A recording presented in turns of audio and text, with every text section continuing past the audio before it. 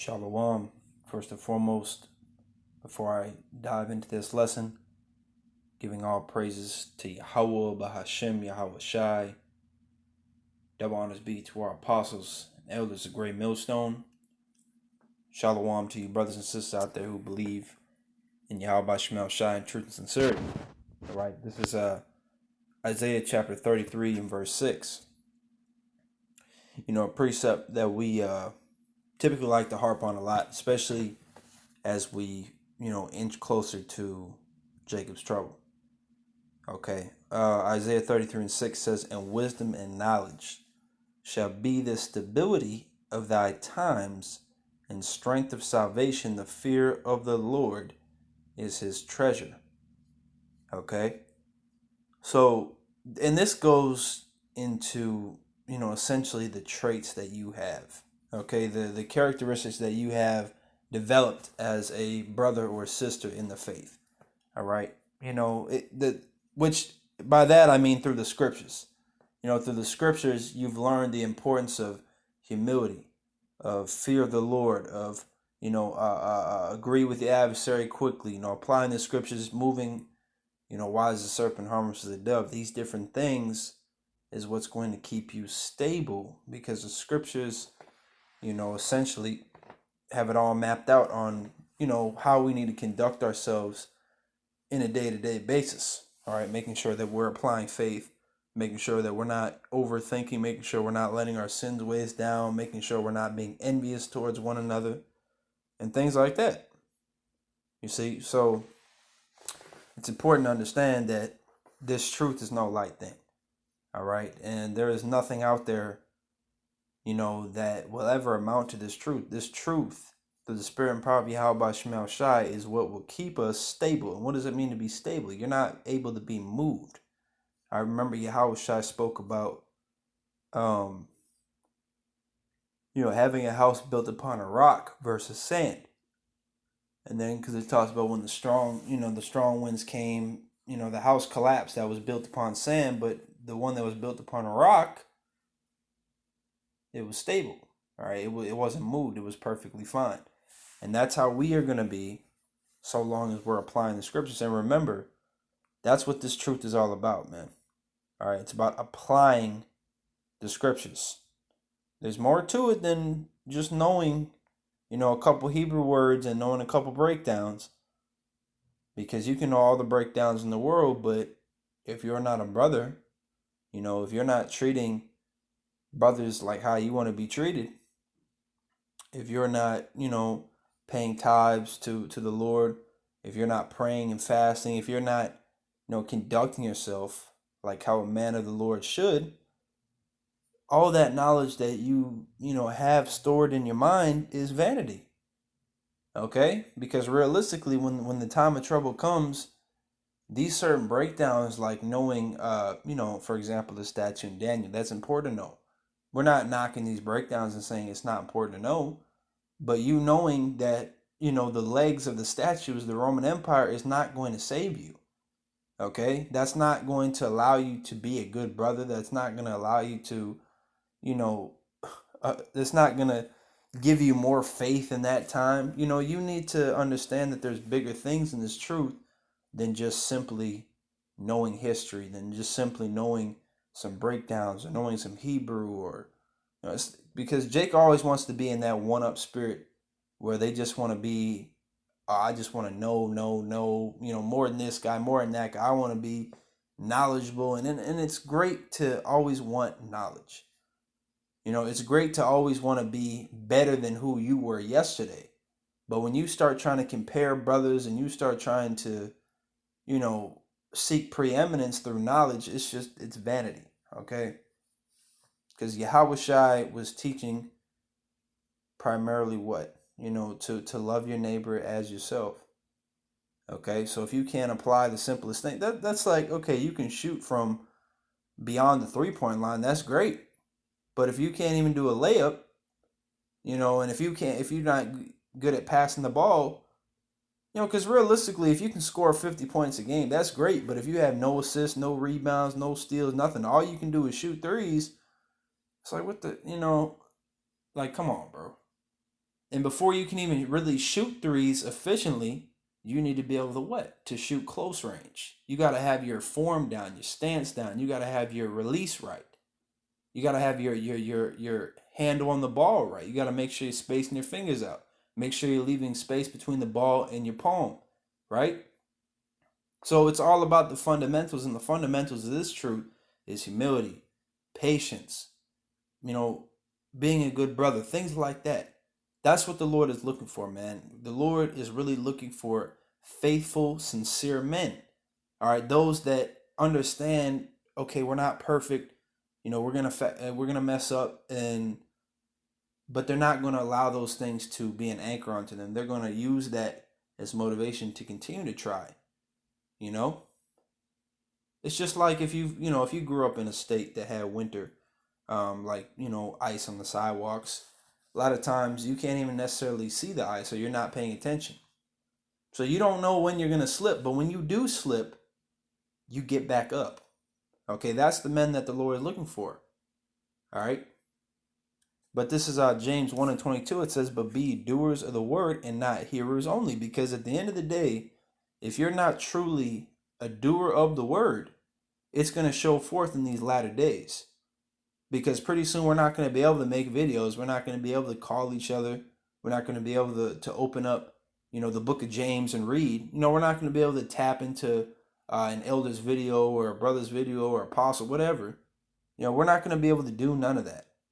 It's going to be simply faith, applying the scriptures. What qualities and traits have you been developing in your year in the truth? 5 years, 6 years, 10 years, 20 years, 2 months, whatever. However long you were in the truth, what qualities and traits were you developing, and how far did you develop them? That's what it's going to be about. Were you focusing on what was actually important? Because if you know Revelations, the book from chapter 1 all the way, I believe goes to like what, 22 or 23. I think it's 22. Front to cover, boom. All the breakdowns, the beast, the head, the 7 heads and the 10, the 10 horns, and that's cool.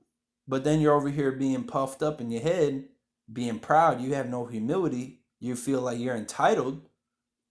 Well, guess what? You're not going to last. Okay? But what's going to keep us stable in these times is the application of the scriptures. All right? That's what's going to keep us stable. Okay? In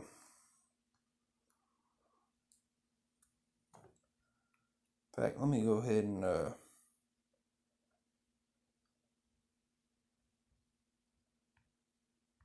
Psalms 91. Psalms 91:1. He that dwelleth in the secret place of the Most High shall abide under the shadow of the Almighty. So that secret place is this truth.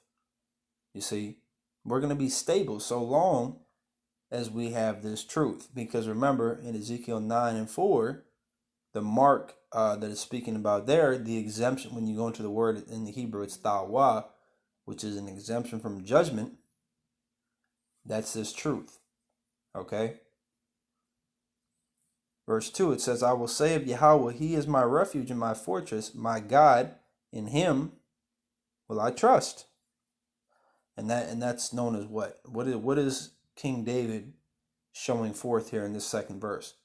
Faith, which is hands down, unnegotiable, the greatest quality in this truth. Faith. Okay? Because without faith, you have nothing. Remember, Galatians 2:16, it tells you that we're justified by our faith in Yahweh Shai Mashiach.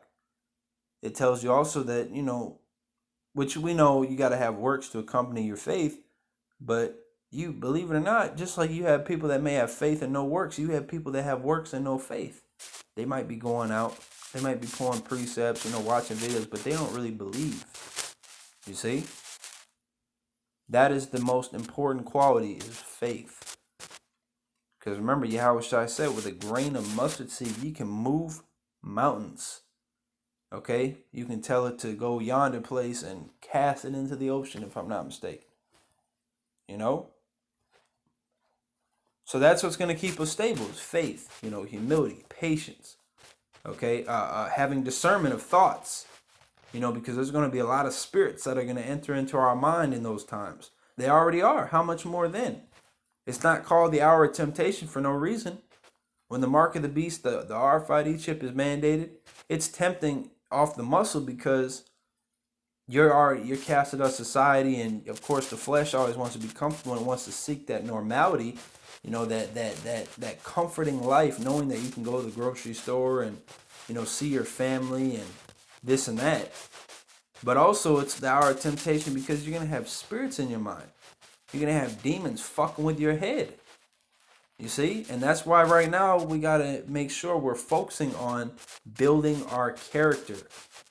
Okay, I believe it was Bishop by Tazwam, or it was one elder, in a video a little while ago now. He said, don't skip over the character building videos. Because a lot of people, they want to go to the the meat and not, but when it comes to character building or a certain quality, they just skip over the video. Well, you know what? You can't do that. Okay? Because that's what we need to be focusing on, is building our character. A man with infinite knowledge but no integrity is a fool. Okay? You should rather be somebody that knows little but has integrity than somebody that knows much and has none. Okay? Because once again, the Lord is looking for sincerity. The Lord is not expecting you to know everything.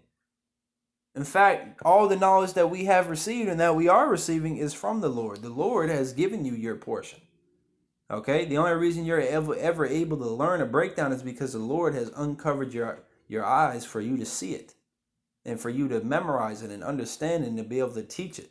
That's the only reason. So for somebody to get puffed up over knowledge, it's just fooly. Fooly. Wow. I didn't know if I want to say foolish or folly. It's foolish. All right? It's foolery.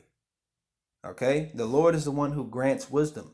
And the Lord, just as easy as he can grant it to you, he can take it away. You see? Let me go ahead and go down here, though. Psalms 91:8 says, "Only with thine eyes shalt thou behold and see the reward of the wicked." So these different plagues, they're not coming for us. Okay? We're going to be in the midst of them, but we're going to be that pig with the brick house. So we're going to be all right. Because remember, I believe it's Proverbs 18:10. The name of the Lord is a strong tower. The righteous runneth into it and is safe. But I believe it's in Matthew 7. The Lord said what? I think it's like the 21 verse. Yahushua said, "Not everyone that says the Lord, Lord shall enter the kingdom." All right, because you have people that may know the names or have heard them, and they're going to be like, "Oh, well, let me try these names." Well, if you don't actually have faith, it's not going to work. All right. In fact, since I keep harping on faith, I'm going to get this Hebrews 11. I'm going to hit 1, and then I'm going to jump down to 6. It says, "Now faith is the substance of things hoped for, the evidence of things not seen." For example, Yahushua dying on the cross. We didn't see it, in this life, but we believe it happened. Moses and the Israelites crossing the Red Sea. Once again, we didn't see it, but we believe it. All the scriptures, man. It takes faith. Okay, it takes faith.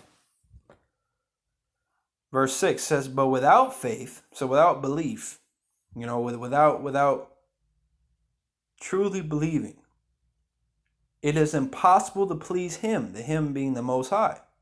"For he that cometh to God must believe that he is," which is what his name means. Yahweh means he is or he exists. All right? "And that he is a rewarder of them that diligently seek him." That's another thing you got to have faith in, that you're going to be rewarded for this. Okay?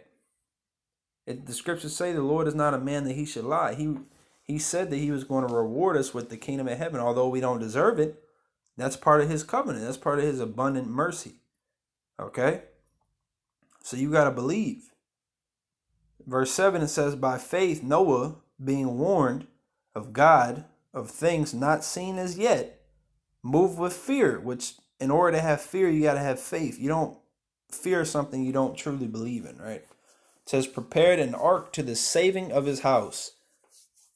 So there was no flooding, right? But yet Noah, since he believed the Lord's words, he built an ark anyways. And he told his family about it, and guess what happened? You know the story. Did Noah perish? No, because he prepared. And that's what we have to do now. That's the importance of learning. That's the importance of watching these videos and reading and fasting and praying and having counsel, fellowshipping, so you can build yourself up. Remember Philippians 2 and 12, I believe. Work out your own salvation with fear and trembling. Okay, you need to be building your character, your qualities. Okay? Because when the time comes and the buzzer's about to sound, the Lord is going to expect us to deliver, man. Meaning we got to be willing and able to take that game-winning shot and to nail it. All right, because we've been practicing for the moment. You know, we Jake constantly screaming on videos and at camp talking about how loyal he is to the Lord, but when it gets rough out here, and as Elder War says, when it's not convenient to serve the Lord anymore, Jake folds. We need to make sure that we are building up our character, our integrity. Okay? It says, prepared an ark to the saving of his house, by the which he condemned the world and became heir of the righteousness which is by faith. So there you go. All right. So other videos, so like it kind of all over the place, but Lord will, the point, was solidified and that it was edifying, to at least, a slight degree. I'm going to give all praises to Yahweh Bashim Shai. Double honors to our apostles and elders of Great Millstone. Shalom to you brothers and sisters out there. Ma'ath of a ball.